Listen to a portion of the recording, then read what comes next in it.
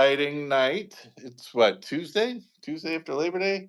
Um, Welcome everybody to those of you who are out there live. We have our friend of the show, Shane Starr, with us. And tonight we're going to talk about the different typology systems, maybe the pros and cons, and maybe try to reconcile um, the some of the differences between them and why we might come out different types under different systems, apart from just whether or not the people are doing it right or not. So Shane, say hi. Feel free to introduce yourself, introduce your channel to anybody who doesn't know, and then we can just sort of kick off the discussion. All right. I'm Shane Starr. I live in Southern California and I have my own typology channel.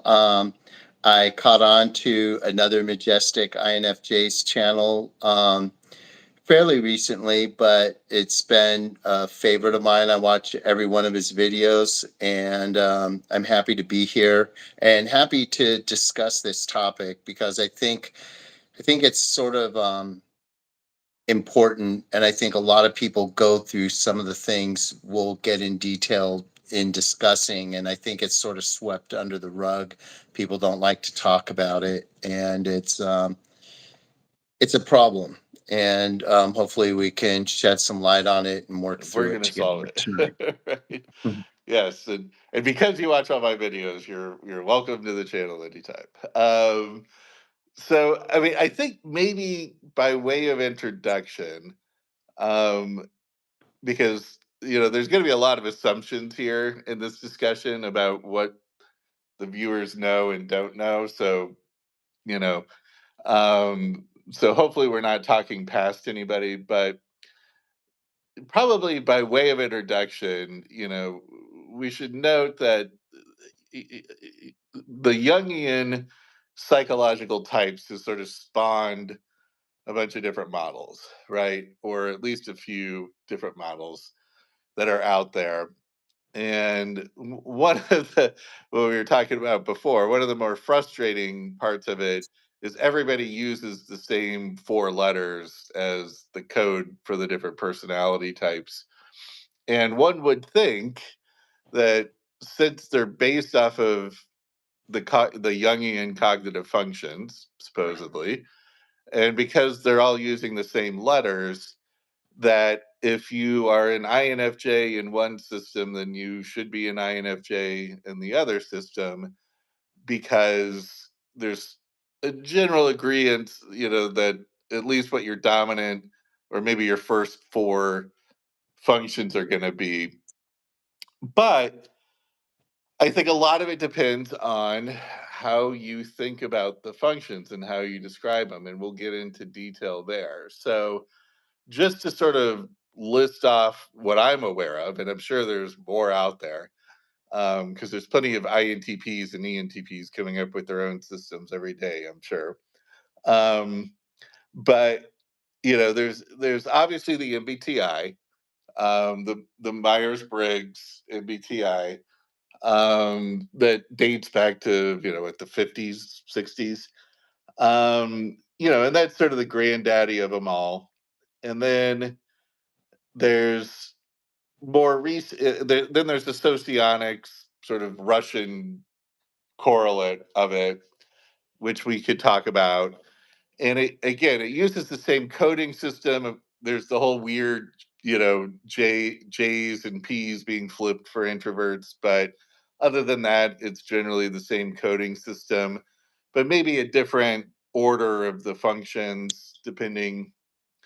And then there's more recent things like the objective personality model out there, David Shannon's model, that has been pretty popular online.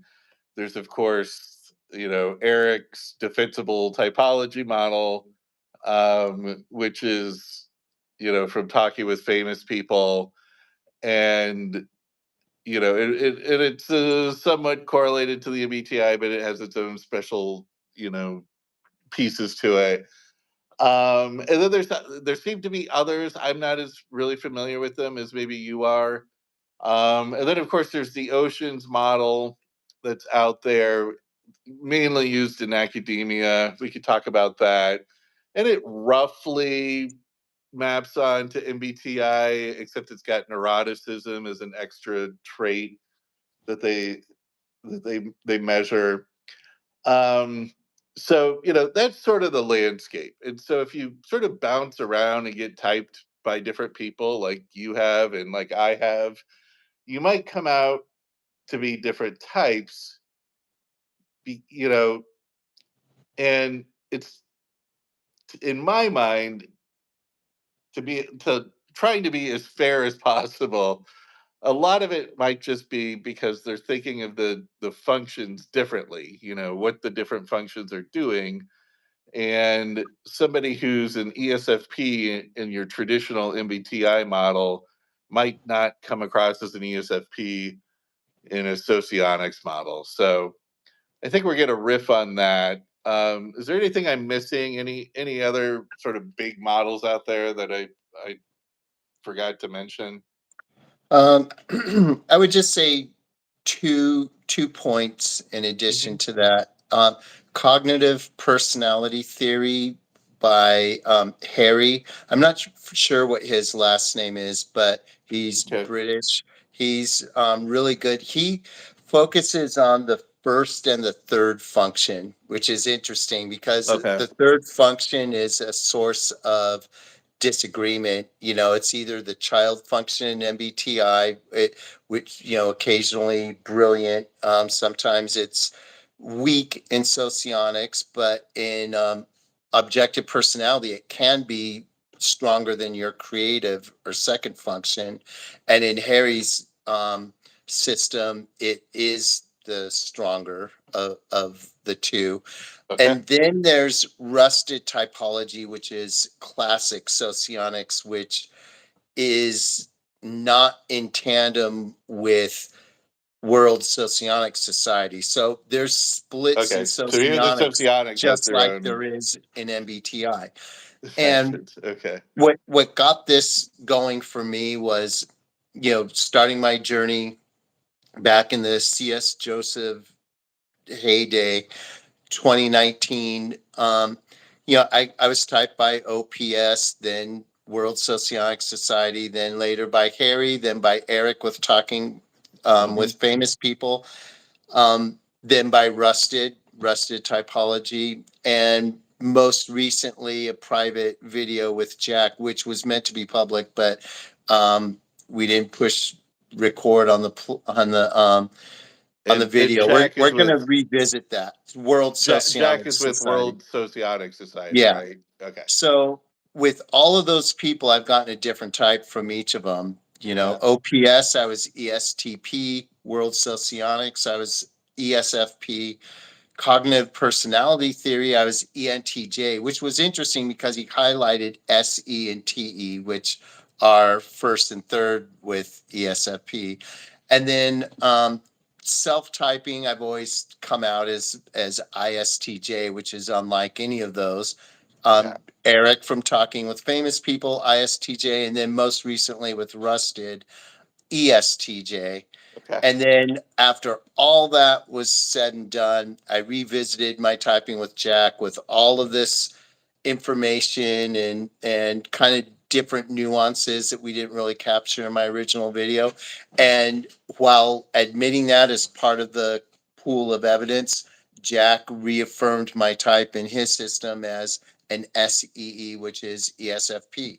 So it's like Good. it's just a smorgasbord, and to Okay. me, there's no way to reconcile it all into one average type between them all. I mean, I could do that, but then I wouldn't be following any of the systems. So in my Right. eyes, it's just like I just want to pick a system then, and then that leaves with other problems because the most advanced complex systems also the most esoteric and difficult to share with and explain with others.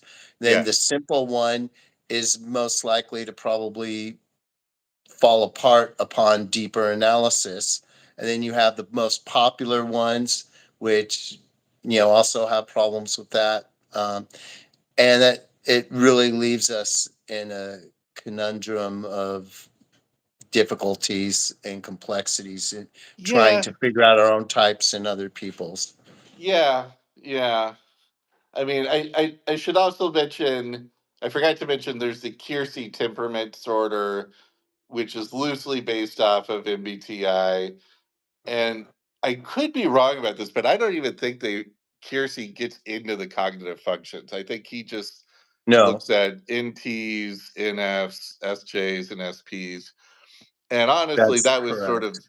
I mean, sort of a combination of MBTI and Kiersey was sort of my introduction, um, going back years and years and years. I mean, my first introduction was in high school. I took the MBTI, but for whatever reason, the teacher gave us sort of the types first, like the descriptions of the types first. And I was like really into music and like played instruments and stuff. So I really wanted to be an ISFP because it was described as like the musician or something. The guy And who so when I brings the took the test, guitar I to the party. totally gamed it so that I would come out as ISFP, which is funny. My daughter's an ISFP, but and then yeah, and I started doing the online test, and I would always come out as INTJ, but I knew what the questions were asking, and so I would try to game it so that I would be an INTJ. I even took the official MBTI from the NF Geeks guy, Dr. Mike. He's a certified MBTI tester, and I did it with did the test with him or the inventory with him. Came out as INTJ, borderline ENTJ. Yeah, and so and then I did the David Shannon's objective personality, and they had me as an ENFP. And so I have some thoughts on that. Um, and, and then Eric was the first one to really come out and sort of brand me, so to speak, as an INFJ. And that was the one that, like, it wasn't until there that everything started to click, right? Because with the INTJ, for whatever reason, you always hear like INTJs are very sort of stoic and they're sort of these Spock type emotionalist types. And that never really resonated with me, but I still wanted to be an INTJ. Um, but when I got the INFJ, that just made a lot more sense because just the functions that are in the first four, I think I clearly identify with, like the introverted intuition, the extroverted feeling, the introverted thinking as opposed to extroverted thinking, which the INTJ would be, and the extroverted sensing. So that's when it really clicked. And, and I get it. Everybody thinks they're an INFJ. And that's kind of my tongue in cheek, you know, title for the channel. Um, but, since I've done it, it's done me well. As far as like feeling confident that like okay, that's what it is. you know and we could get into why that particular system, at least for me, gives me a lot more confidence, um, than maybe some of the other systems. So okay, but I want to sort of bring it back to your point or where you left off. And you know i I think it is a big issue, when people are first getting into this, especially, they just want to know what the hell is my type. A lot of times, especially you extroverted thinkers, right? You just want something to work with so you can move on. The introverted thinkers are going to mull over it forever and never be satisfied. Um, but I think that sort of leads to why there's these different models. I think well, before I get into that, let's just sort of shift back to what you were talking about. So, what do you feel the most comfortable with? Like, I mean, You as know, far as the type descriptions, the functions, what sort of quote unquote resonates the most with you? it's in flux now. I Yeah. was pretty satisfied with Eric's typing, and most notably, easily passing his TI Puller test, which Yeah. um, I always had a problem with the ESFP typing. It's like, I was a philosophy major, you Right. know, working on symbolic logic. How could I be TI Puller? But um, from Jack's perspective, it's not necessarily about that. It's a resistance to structure, at least imposed structure. And, there is some evidence in my history of that. So Hmm. um, the difficulty here is when I immerse myself in any one system, what they're saying makes sense.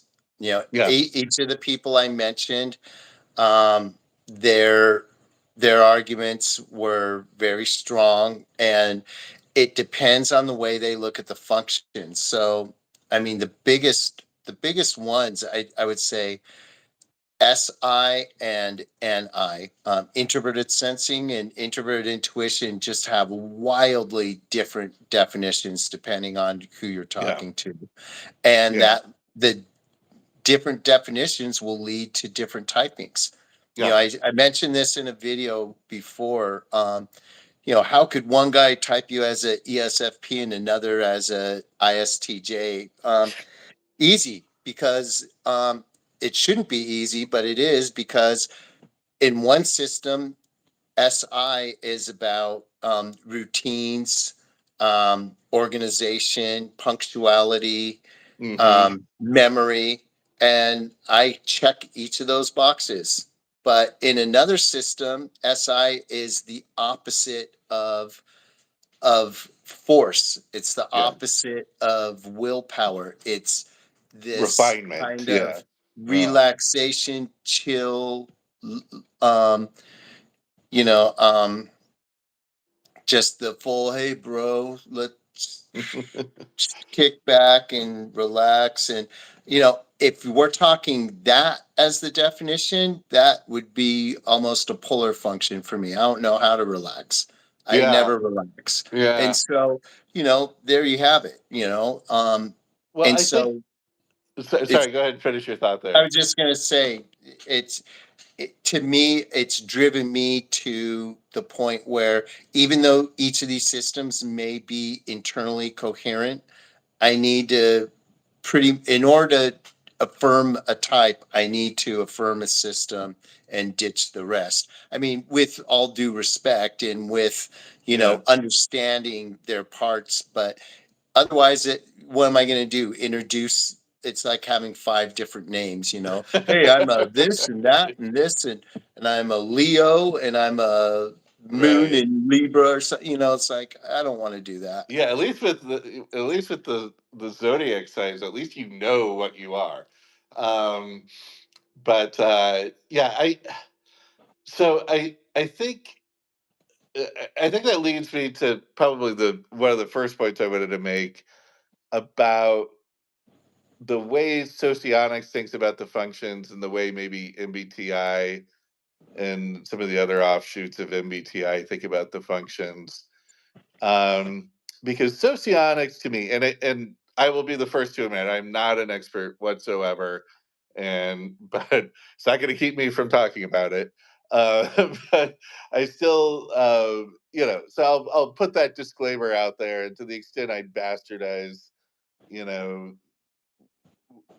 the underlying theory, I apologize, and feel free to correct me, anybody out there. But um, anyways, sorry, we had some comments going.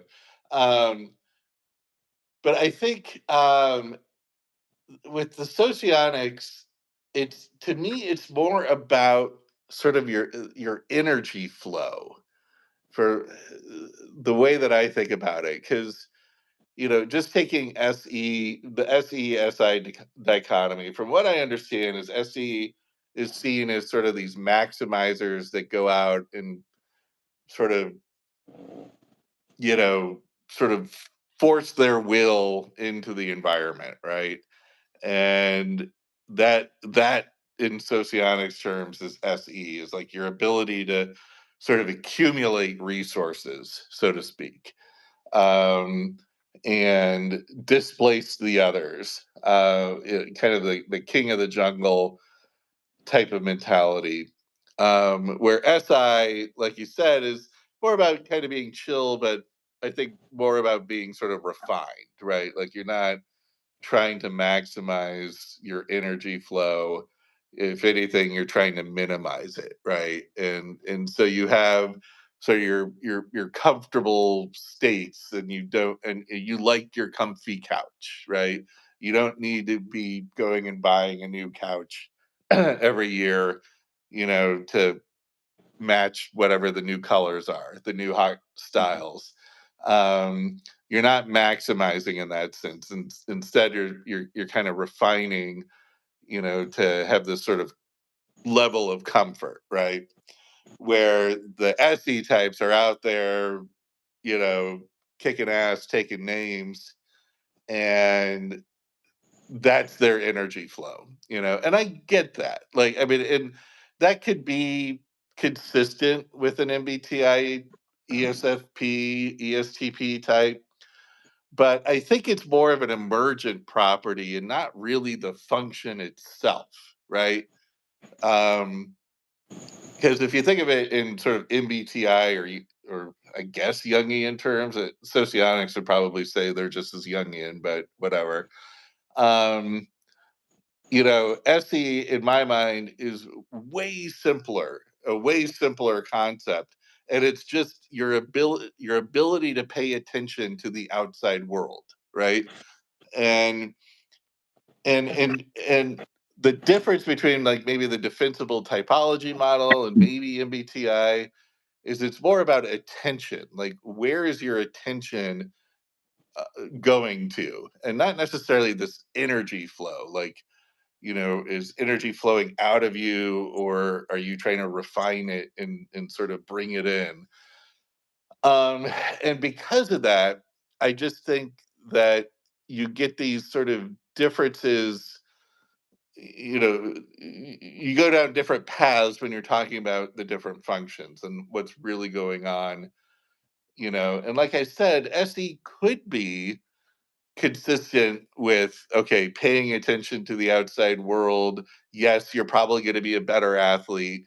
Yes, you're probably going to be better or more assertive, more dominant, because you're more comfortable interacting with and paying attention to the outside world, but not necessarily, right? And so I think of an example of, there's a channel out there, Meet Kristen, and she's an ESFP, and in my mind, clearly an ESFP.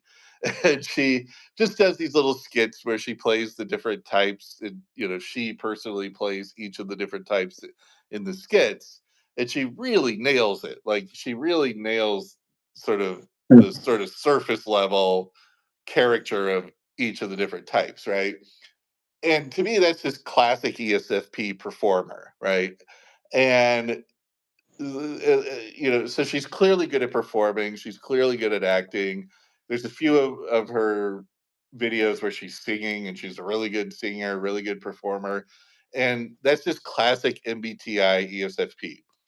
But I don't see her as this, like, maximizer, like this person out there sort of pushing, like, rough elbows, and that Donald Trump sort of moving people around, and maximizing their space. She actually seems very demure and, sweet and nice, right? And not like overly aggressive like you would think an SP would be in the socionics model.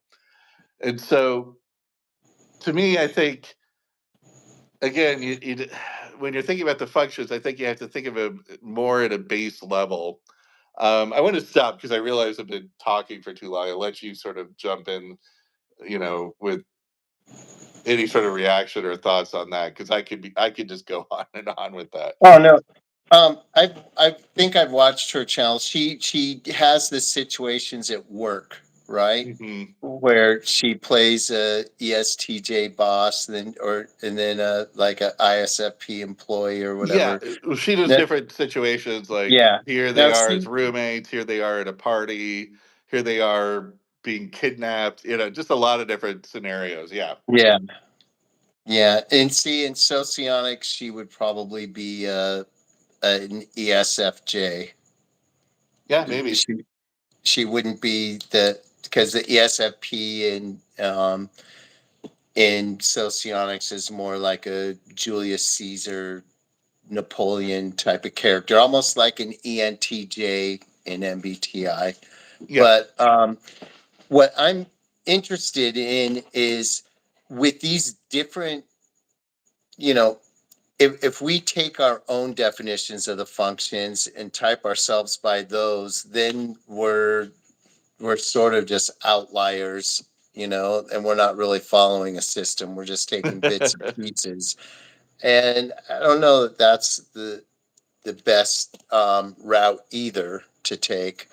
Um, I'm curious to know how what you've done in your own mind because see, there's more than just me or you who have gone through the mill like this, Hmm. but there are a Yeah. lot of people who it doesn't really bother. It you seem to be one of those people like not bothered by it. It does bother me, like, this is going to sound childish and maybe this is indicative of my real type or something, but if there is such a thing, but I want to be the same in every system, and I'm frustrated that I'm not. I'm frustrated that I can't be. I'm frustrated that the systems have splintered into so many. It's like religions, and then you're like looking, or even worse, denominations within a religion. Right. And Right. then it's just like, well, we believe this part, well, we believe that.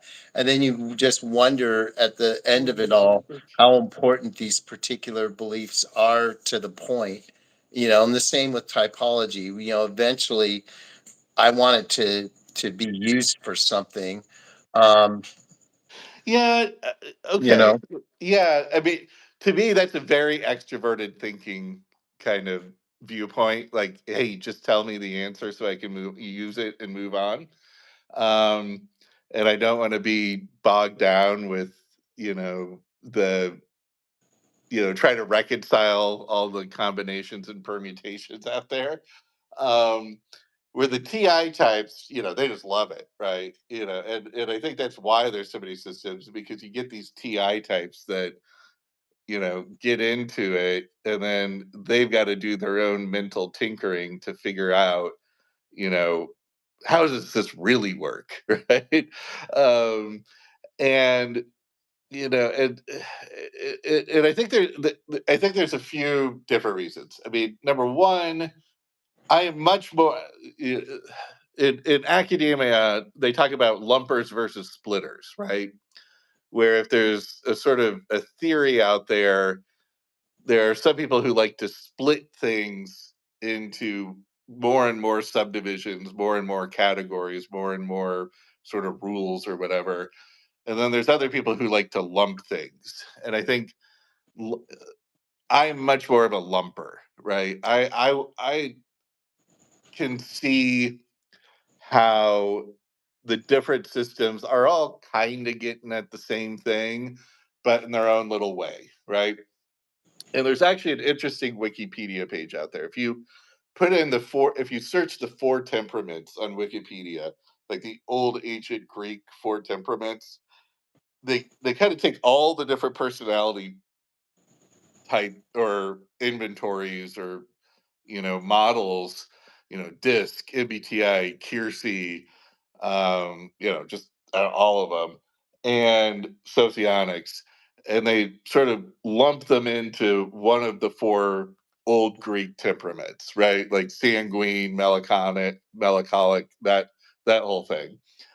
And so there's a way to sort of reconcile them and see how they're sort of the same, but maybe there's a little bit of difference.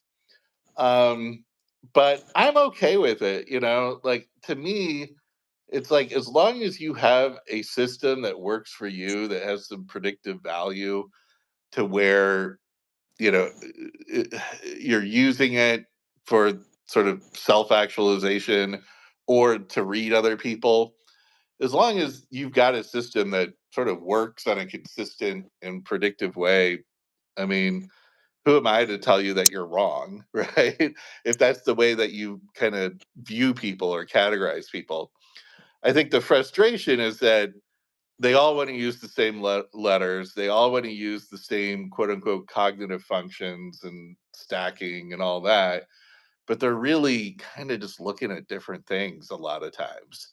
Um, and but using the same letters. And like we were talking about before we started, um, you know, it's very easy to reconcile your Enneagram type with your MBTI type, right?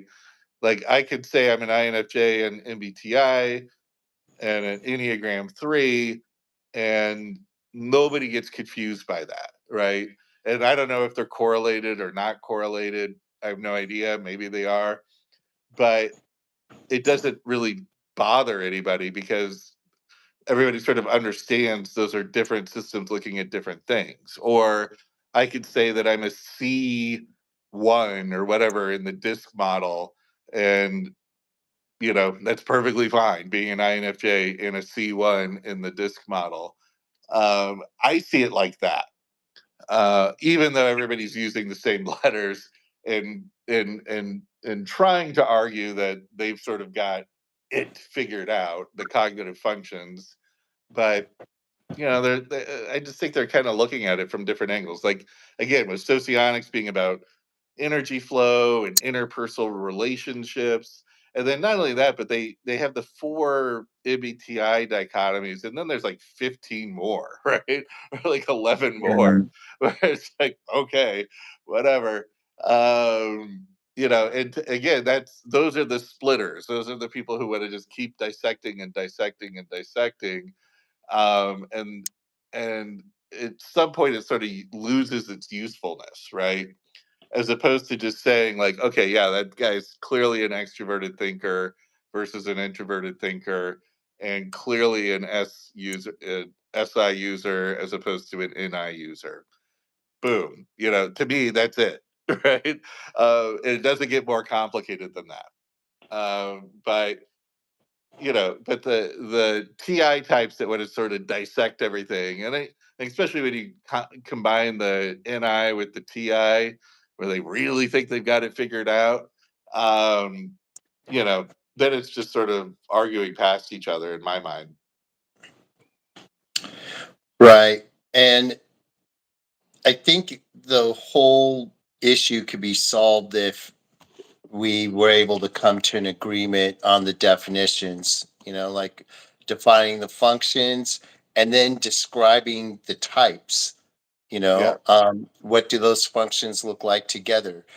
Um, and each of the systems we've brought up have points of similarities and differences, yeah, and then um, but then they each stand alone in yet other ways, and so it's like there must be maybe and we'll talk about this in another video. Maybe Chat GPI program can reconcile all of them together and cut out the outlier beliefs and definitions and come up with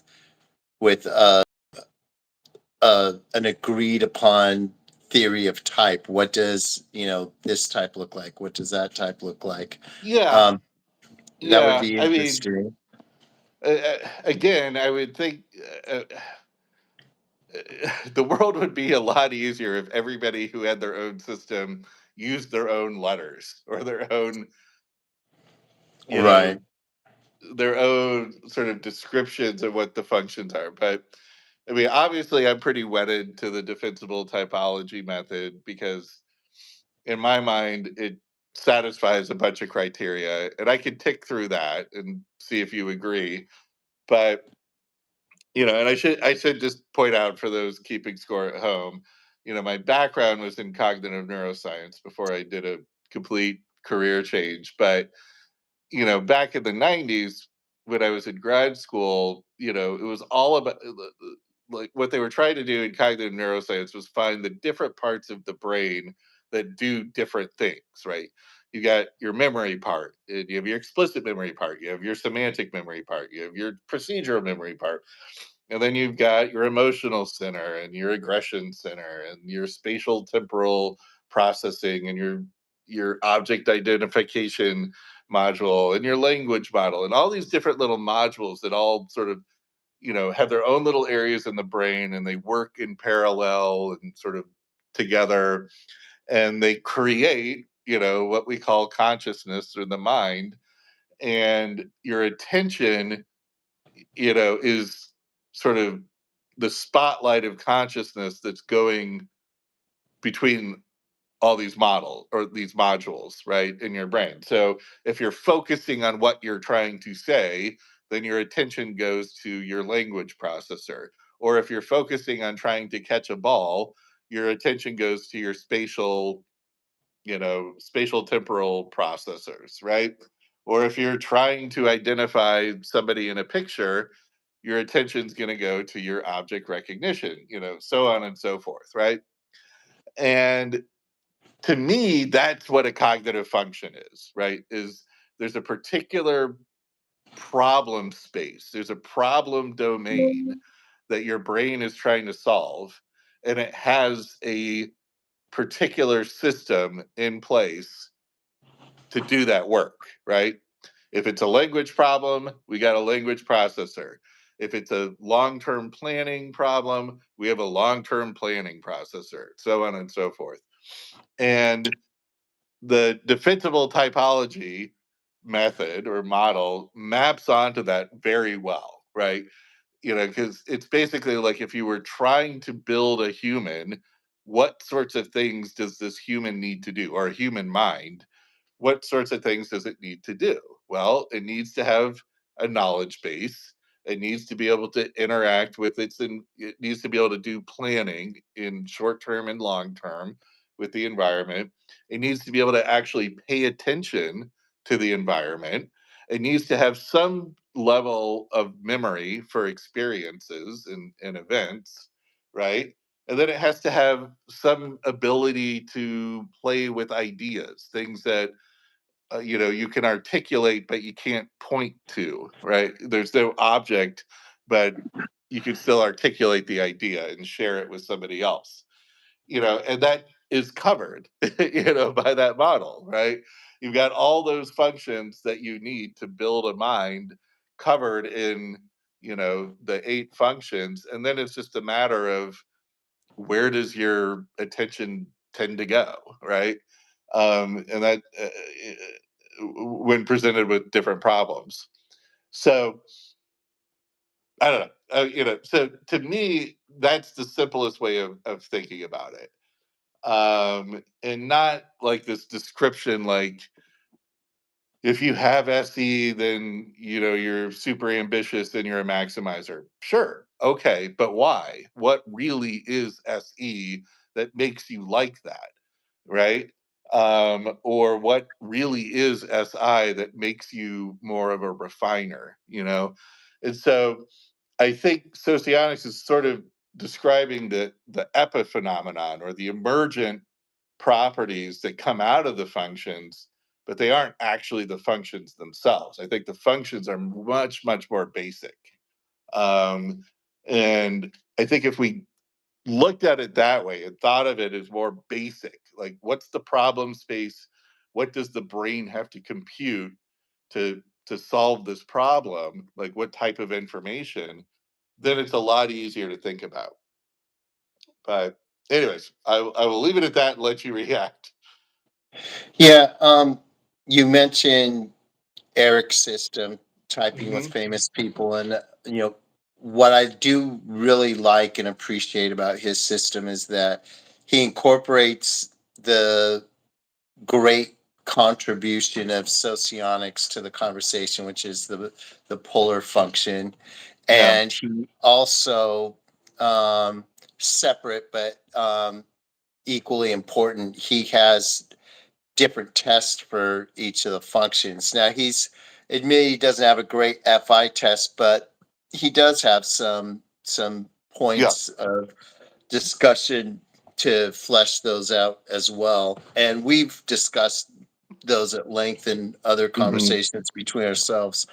Right. And I think that's the unique contribution to the discipline that Eric's system affords is Yeah. I there's mean, no you're test still like that. tinkering. You can't fake those on the spot, you know? Yeah. Yeah. And I think the philosophy behind it is consistent with, the scientific method, right? It's a falsifiable premise. You've if you start with the null hypothesis that somebody has every function working properly, right? That's that's your baseline that you start with. You assume that every function works properly with this person that you're testing, but then they end up falsifying, one of those assumptions when they can't perform on one of the tests, right? Like a TI test or an NI test or an NE test. Or maybe they could perform, but they're not, you know, sort of at the level to where you would think it's in their front stack, that kind of thing. Um, and so again, that's sort of the beauty of the system, is that it really is testing it in the scientifically rigorous way. Now, we can all argue about whether or not his tests are actually testing the function or not, but that's fine. I mean, refining the tests, I don't think Eric or anybody has any problem with refining the tests and trying to find something that really works every time and really exposes somebody who's being polar versus non-polar. And and he has sessions where I think somebody's clearly polar in one of the functions and he thinks they're just fine. And he comes out with a totally different type than I would have come out with, right? But I still respect the process, right? You know, and Right. and and refining it is just part of tinkering with it, part of the game. But at least you have a system in place as opposed to just somebody's opinion, right? Now, MBTI, you could also argue, at least has a system in place, right? I mean, we can argue about the validity or the reliability of it, but at least like they've got questions, and if you come out, if you answer the questions in one way or another, you are going to come out with a type. Um, and so there's some credit there. It's not just like the MBTI practitioner giving you their opinion of what they think you are based off of your answers to a few questions, which I think is a big problem with a lot of the models out there. No matter how good somebody is, just statistically speaking, they're not going to be right all the time. And more likely than not, they're going to be wrong, just statistically speaking, when you have 16 categories, right? So, and I get it. Eric's system is also prone to subjectivity. Like I said, I might see somebody as polar in a bunch of TI questions, and he sees them as just fine, or maybe not just fine, but not polar, right? And and that's okay. But at least the process is there. Um, so yeah. Yeah, so I don't see anyone else doing that kind of rigorous questioning like he does. I think Jack in World Socionic Society might come close, but in that respect, it's a distant second because he doesn't really push hard on testing for, he'll Is just is there like a formal? I've never seen a typing session, and I have not been typed by him, so I'm curious. How does he go about it? he'll just start with a regular conversation and he just kind of guides one thing to another in a extroverted, intuitive way. Um, I don't. I think he has certain points of reference that he wants to hit along the way, but how he reaches those points is totally random. And so, you might end up talking about a subject in a typing session that you didn't think you were even going to discuss. And then, as you alluded to earlier, he uses your energy towards or away from those topics as reference points for which functions you not only are good at and bad at, but which ones you value and which ones you don't. And Mm, because again, he's trying to place eight function. Well, see, in socionics, the functions are actually called information metabolism elements. So they're like the pieces that go into the function spot in this greater machine. And so he's trying to say where does this again, it alludes to what you were saying about energy flow mhm. perfectly. You're onto something there. It's like, where does this IME fit? Which function slot does this IME go in? So if we're really talking one to one, it's MBTI functions, socionics, IMEs. And then once he thinks, since he himself has a good definition for each of the eight um, function slots, he'll say, yeah, this sounds like a role function to me. They can do it, but they don't really like doing it. This He sees this as like doing the dishes. That goes in the role function, Yeah. something like that. Or this other thing he's good at. He's so good at it, he doesn't even see that he's good at it. Look at the way this just flows.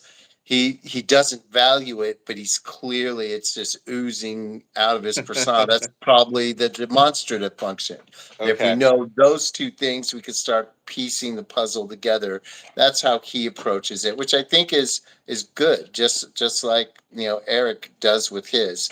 Um, Well, is it systematic in the way, in the sense that he asks the same questions to everybody, or does he just sort of see the way things are going and goes along with the flow? he probably, there's more of a system element Okay. to it than it looks like. So on the surface, it looks kind of chaotic, like it's just going all over the place. But underneath the surface, he's checking off boxes, I think, and placing things in certain spots and seeing how they stick, and maybe changing them up a little bit if something goes awry. But just building it up till he comes to a conclusion at the end.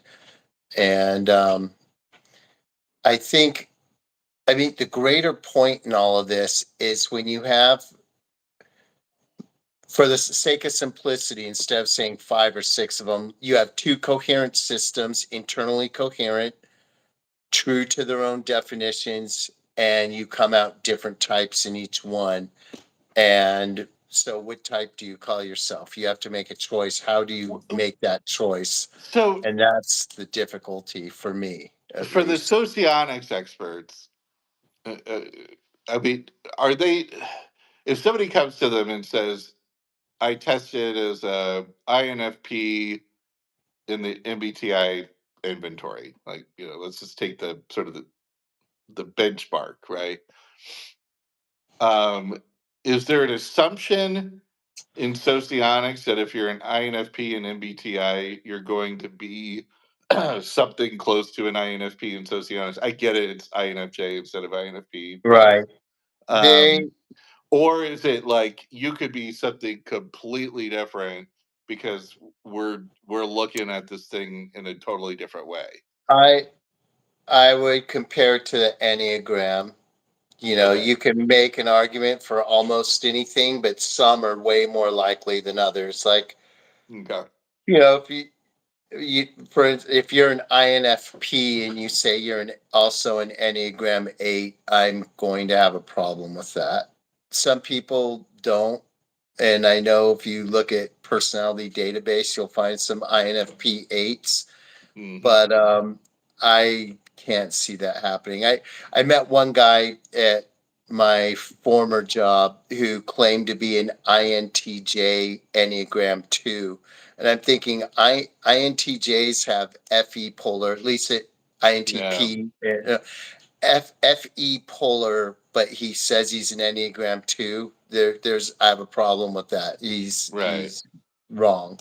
I thought he was an ESFJ myself, maybe an Huh. ENFJ, but so that just goes to show, like, in socionics, when you tell them what your MBTI type is, they'll take it. So, some will take it more serious than others, and there might be a little bit of correlation there, but um, there's a growing wave um, that is anti-correlation, it seems. It's Okay. like, so whatever you So it's are doesn't possible make to any be an difference. INFP, yeah, in the MBTI world, and you're not trying to game it. You answered all the questions honestly, and you came out as INFP, and then you could be an ESFP in socionics, or just Ye- pick one Well, out of a hat, and you yeah, I could be mean, that. that would be an unlikely one. Okay. Not in MBTI, funny enough. I was just hearing Joyce Ming say that, a lot of ESFPs type as ENFP or INFP in MBTI tests. In socionics, Yeah. that would never happen. Um, the uh, a funny a funny thing about that is that, well, you know what? I lost my train of thought. Go ahead. What you were gonna Yeah. say? Yeah. I mean, you always hear these like, well, a lot of people who test as INFPs are really ENTJs or whatever. And I never really know what to make of that, other than it just, you know, somebody, somebody saw somebody claiming to be an INFP on YouTube and was absolutely convinced they were an ENTJ or something. I don't know. Um, I mean, you get a lot of this, these sort of anecdotes of, this type tends to type as this and tends to type as that, with no like actual statistical data. It's just, somebody just saying it, just Well, pulling it right, out of their ass. and And I'm and not trying to say that that's what she was doing. I know she's a little bit more methodical and knows her stuff, but I just hear it so much, that it's like anytime I hear that these sort of anecdotes of, people tend to be this or that, even though they test as this. Just I don't know. and that calls into question the efficiency or veracity, you could say, of self-testing. Yeah, Like, I know I self-test consistently, but how do I know that I'm not guilty of, yeah. Well, deceiving what do you come myself out as? there? Do you typically come out as ISTJ Well, yeah, when you do these always little online tests? ISTJ, Yeah, and but see, then we're talking about, there are some characteristics of ISTJs and introverts in general that I definitely don't share. For one, I'm pretty intense, especially at work. I have a lot mhm, of energy. I work hard. I work fast. I'm impatient, and most, maybe it's anecdotal, but when you think of an ISTJ, you think of the turtle versus the hare. You don't think of the person jumping out to the lead, you know, leading the race from front to finish. You think of the more methodical, patient, you know, take it a step at a time. Process will get you the correct result, as opposed to let's get the correct result by any means at yeah. our disposal. I'm much more of a pragmatist than a process person. Okay. I'm more about the result. And so that gives me, in spite of my testing, I have to look at that. I mean, that's a real thing. So Yeah. what do I do with that? You know, that, and so the easy answer, well, maybe ESTJ. Okay, so am I really um, anti-polar? Like, I mean, I used to be an English teacher. I taught thematically. Everything Yeah. has a theme. Every movie I watch has a theme. Symbolism is big in my inner world. Yeah. And so, you know, like no matter what type you pick, there's going to be a problem with it, you know? And that's frustrating Well, to I me. mean, yeah, when you rely on these sort of heuristics or these descriptions of the types, I mean, we're all guilty of saying, yeah, ISTJs tend to be this and ISTPs tend to be that, but tend to be doesn't necessarily mean you are, right? Right. Um, and you know, personally, I think we just sort of vacillate within our quadrant. I think once you figure out what your first four functions are, like you can just sort of vacillate, you know, within. Yeah. So I could be just as much of an ISTP or ESTP or ENFJ any day of the week as I am an INFJ in my mind. You know, to be And honest, see like I, that but this is the before lumper in me, you know, Before talking. I forget, that's an important point too, because common to almost all these theories is that your type is ingrained in birth, like your Yeah, birthday or ethnicity or something. And contemporary psychology disagrees with that. In fact, that's one of the main reasons why they fall under the label of pseudoscience is the inelasticity of the personality. I mean, it, and all of these theories ignore certain facts, like we grow more conservative in our thinking the older we get. People change. People yeah. aren't the same. You know, I mean, I Well, guess yeah, some people are, but but I think, I yeah, mean, and again, I think that's why using descriptions of people to describe their personality doesn't really work. But I do think if you're a kid and you're an introverted thinker, you're always going to be an introverted thinker. You know, front stack introverted thinking. Now, your thinking might, you know, when you're in college, you might dedicate that introverted thinking to Marxism mhm, and you're a hardcore socialist because you figured out the logic of the system and it's the only thing that makes sense to you. And then as you get older and you start, you know, buying a house and having kids and having a real job, you slowly turn into paying your Republican taxes. dad, you know, and you're still using that introverted thinking, right? It's not like you all of a sudden flipped from a thinker to a feeler. It's just you're gathering in more information and just sort of changing your structure. And same with an introverted feeler, right? I mean, you might grow up loving country music and then you decide one day, you know, I'm just not into country music anymore. You know, I now I'm into rap. Um, but you're still just as much of an introverted feeler, right? Um, Right. you know, and so again, but I think it goes to the point of why you don't want to just rely on descriptions of people. Like I like to say, don't don't type people using adjectives, type them using verbs. What are they I doing? remember that. What are they doing? Not how, you know, what do they look like while they're doing it, right?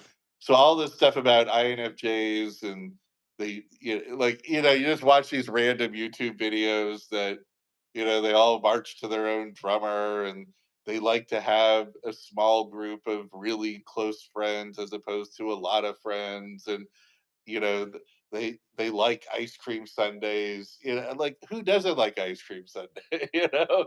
And so none of that to me describes an INFJ. Like what describes an INFJ or what makes an INFJ is what do they do, right? And what is their knowledge function, what's their interaction function, what's their or interfacing function, what's their deliberation function, and what's their action function. I mean, it really boils down to that. And I think if people looked at it that way, I think they'd come to the same conclusion. But I got 20, 30 years of neuroscience under my belt. Like, I can't expect everybody to see the world the same way that I see it. Yeah. But Well, I'm thinking about all the things we've talked about, trying to summarize it into a sort of consumable thought. And it just seems well, like what do there. you what do you use what do you use typology for? I mean, is it a Ideally, practical thing for you or what? yeah. What for me, what I get out of it, what I try to get out of it at least, is understanding myself better so that I know what I can ignore because I'm already doing it well, what I can also ignore because it's hopeless, and then the few things that I can really focus on and improve. Yeah. And I look at the MBTI terminology, it would be the third, fourth, and eighth function. In, Hmm. in socionics, it would be the mobilizing, the suggestive, and the role Yeah. um, functions. And I think each of those are different. You can't just throw them all in the same pot. I think where we get the most bang for our buck is that tertiary child third function, six Yeah. function, mobilizing and socionic. So the other Okay. two, the suggestive depends on having a partner to help you. The role, you can do it, but it's like going to the dentist or doing dishes. But that tertiary, that's something that we're a C student in. It's something that we value, and it's something that we're not that good at, but good enough to warrant improvement, good enough to make improvement on.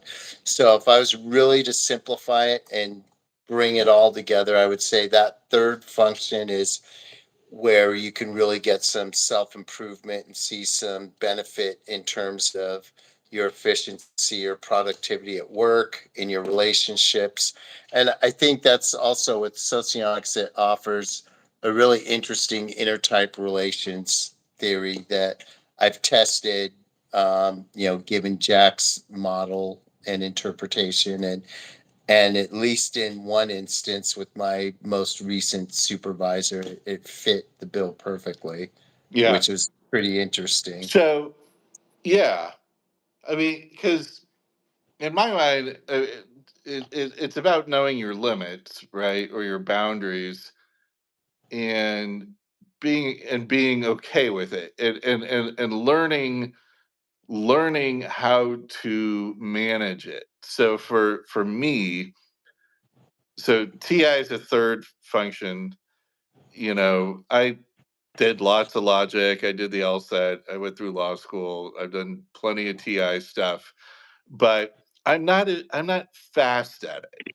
And so I know that about myself. Like, if I'm in a conversation, at work, let's say, and there's a TI issue on the table, and we have to sort of figure out this TI issue.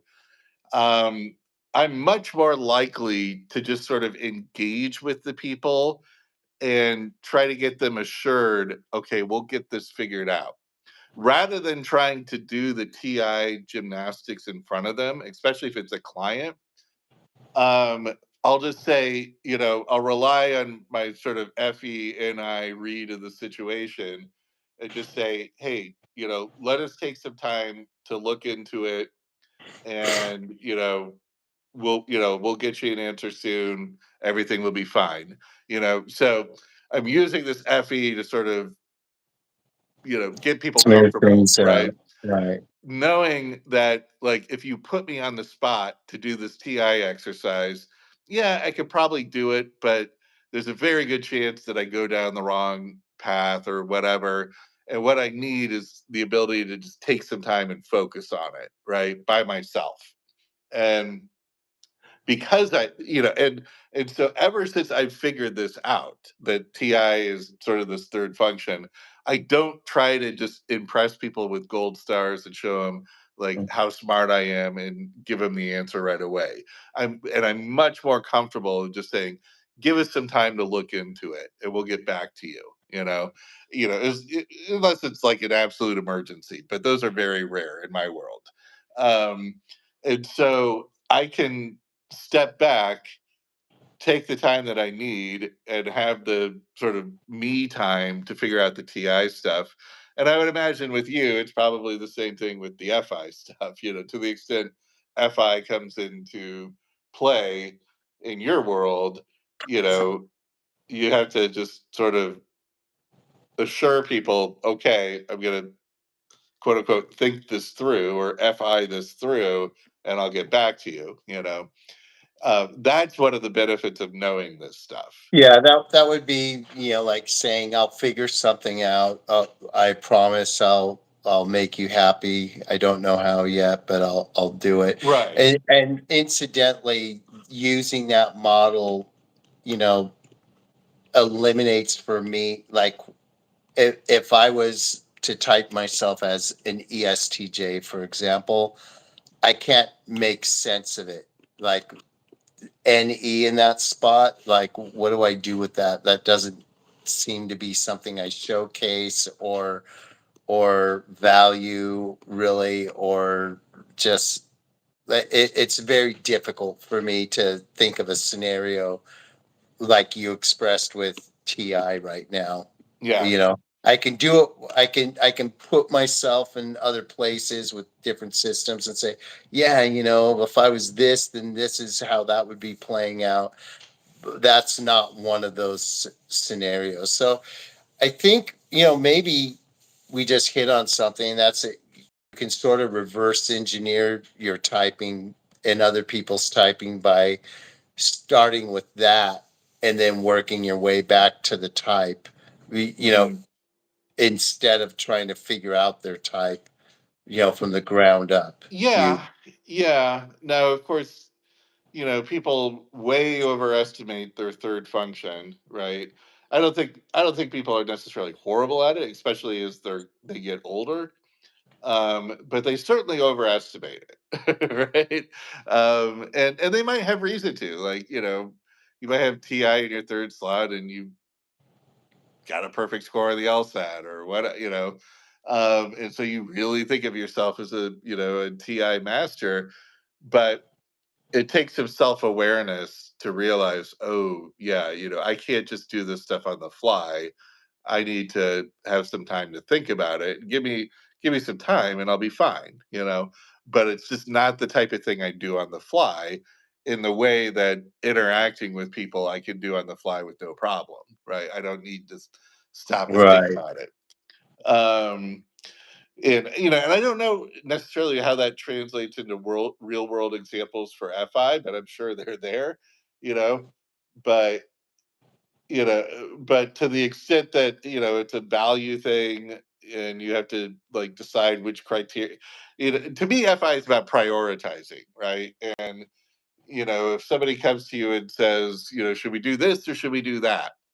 um, you might want to just say, you know, let me think about it. Let me mull it over, and then I'll get back to you, as opposed to Right. just blurting out like, "Oh, let's do this," um, because you don't want to put that undue pressure on your third function. That just But reminded me when we did those interview questions. yeah, Yeah, I had an yeah, easy time with exactly. those FI ones. Yeah, You didn't, but yeah, I remember it's because you were thinking of coming up with the correct answer as opposed to, yeah, yeah, yeah, or that an was answer, interesting. that would be sort of generally acceptable, right? That's just the way that the TI mind works, I think, or front stack TI mind works. Um, as opposed to the FI types who could just give you an answer. And if you were, lead FI, you would be even, that much better at it. Right. Um, so yeah, yeah. And so again, I mean, to me, this is how all this stuff just sort of sinks, right? And we're not really talking about the type of person we are or the style of person that we are. We're talking about what we do, right? Or what our mind is doing, Right. as opposed to the style. And I think socionics and a lot of the other systems out there, they're talking more about the person's style, like, Can or like the traditional meaning of personality. Like, how would right. you describe this person? I Yeah, and, think and and again, that's fine. Like if you can geek out to that stuff, and it gives you some predictive value and some use in the world, like, great. But I think everybody just has to accept that, yeah, we're all kind of using these four letters in different ways, and right. coming out with wildly different results, especially in your And case. and I need to realize that, and then it's up to me to decide whether I want to start lining them up as being more or less correct, because I've already satisfied myself that these systems are, for the most part, internally coherent. If you erased all the rest except for the one you're talking with, whether it's Jack or Harry or Dave Powers or any of these people, and it's just one on one, and they're breaking it down, it's going to make sense, you know. Yeah. And Yeah. I mean, there's, for the most part, logical consistency within the system. Yeah. yeah, but Definitely. then Yeah. then the systems come into contradiction, not just with my type, with, look at any celebrity typing of any of these people. Look how Eric types them versus how they're typed in other systems. There's not that much agreement, even on someone as well known and commonly typed as Donald Trump. Some people say ENTJ, some people say ESTP, some people say ESFP. Yeah. Uh, and so where do you go with that? And Yeah.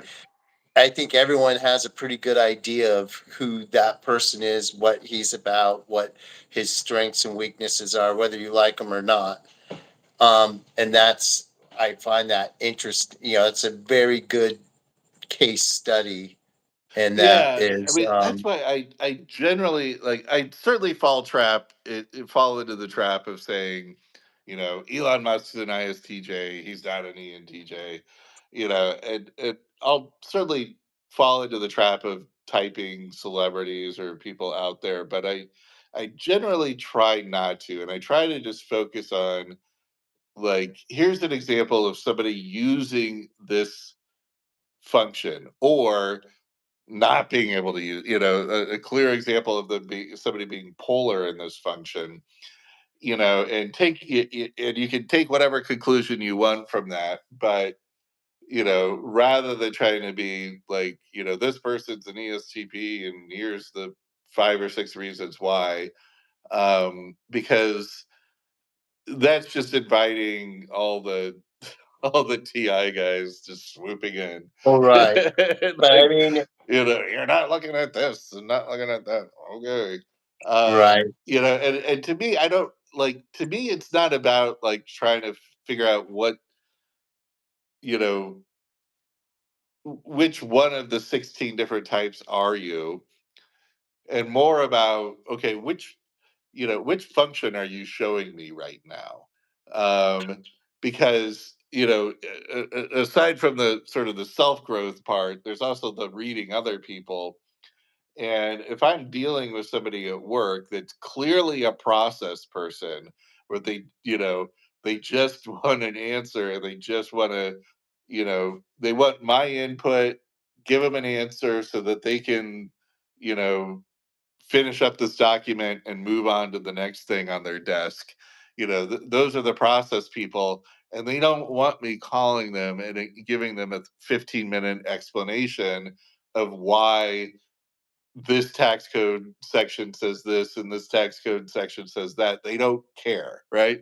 But there are other people that really do care, and they want to know, like, why are we doing this as opposed to that? And those are the TI users, and if you can identify them, Yeah, then you don't waste people's time, giving that's them these long-winded TI answers when a short yes or no would do, or alternatively, you don't upset them by giving them a short yes or no, and they're like, well, can you explain to me why? I need to be able to understand this so I can tell my boss or whatever. To me, that's the real value, and I don't care if they're an yeah. ESTP or an ISTP or whatever. It's just, are they using TI or TE? That's a good that's a good way to look at it. Yeah. Yeah, and I think that was the biggest issue that um, existed between me and my last supervisor at work was he was very TI heavy and Yeah. I'm TE heavy, and he always wanted me to slow down, always trying to slow me down, get me to like be more patient, process over result. It's like I would get the great result, get a good review for our community. Everyone's happy, right? No, because the process wasn't the way it was supposed to be according to Yeah. his rules. Whereas we could get a complaint, corporate office comes back to us, what happened here? Everyone's angry and unhappy. And he was super happy, like, nope, we did everything right from step A to step Z. We nailed everyone, so it's fine. And I'm thinking this is a disaster. And the first one that you thought was a disaster, I thought was wonderful. It's Yeah. just complete missing each other, and yeah, that was a real difficulty. But I need to get my kid to bed, Okay. and Yeah, I'm this has been it's great. running late. But I could talk about this on and on. I think what we've established, what you've really established, is that there's really not going to be a singular universal typology, and maybe that's okay. We Right. just what would be better is if we use different terminology to express these differences instead of using the same term with different meanings, and that's where you've established that a big part of the problem Yeah. is. I mean, yeah, it really boils down to, what's the point of using it? Because, yeah, I mean, we could argue about the academics of it all day, and that's what people do online, and I've watched it for 20, 25 years, everybody arguing about this stuff, nonstop. And you see it in academia too and everything, and it's just the way things sort of that get figured out. But to me, I think there's just more of a pragmatic way. Me being the TE polar type, still latching on to the pragmatics of it. So I don't know. All right. Well, this has been fun. Let's do it again. For Um, sure. I know I'm we got looking some. forward. I haven't really been paying attention to these crazy. We got like Russian bots or something Yeah, on the just comments, delete but them. whatever. All right. All right. Hey, Um, take it easy, and looking this will forward be up. looking forward to your next video for sure. Definitely. All All right. right. Well, Cool. we'll talk soon. All right. See you. All right. Bye.